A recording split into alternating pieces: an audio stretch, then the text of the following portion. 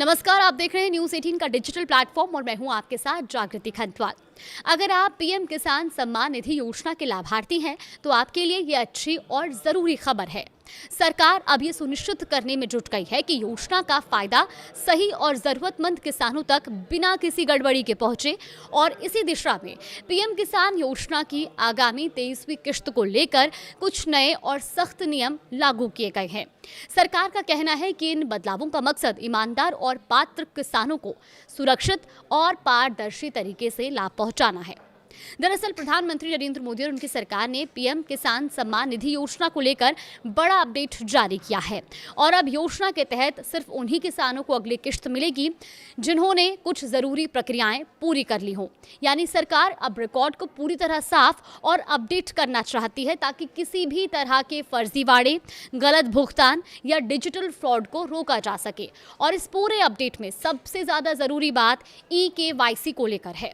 सरकार ने साफ निर्देश दिए हैं कि जिन किसानों ने अभी तक अपने खाते की EKYC प्रक्रिया पूरी नहीं की है, उन्हें 23वीं किश्त मिलने में दिक्कत आ सकती है। इसीलिए किसानों को सलाह भी दी जा रही है कि वो जल्द से जल्द अपनी EKYC पूरी कर लें।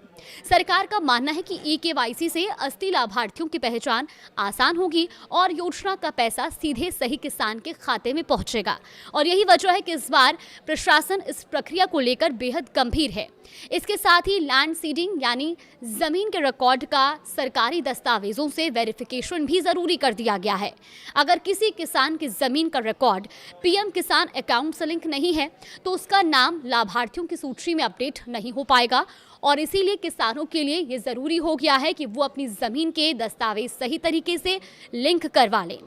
कई किसान अब तक इन प्रक्रियाओं को बाद में करने की सोच रहे थे, लेकिन सरकार ने अब साफ कर दिया है कि EKYC और लैंड सीडिंग दोनों काम समय पर पूरा करना जरूरी होगा।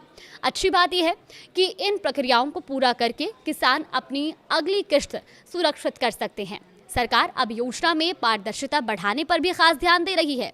नए नियमों के मुताबिक अगर किसी परिवार का सदस्य सरकारी नौकरी में है या इनकम टैक्स रिटर्न यानी ITR फाइल करता है तो वो इस योजना के दायरे में नहीं आएगा और इसका मकसद ये सुनिश्चित करना है कि योजना का लाभ वास्तव में उन किसानों तक पहुंचे जिन्हें इसकी सबसे ज़्यादा ज़रूरत है।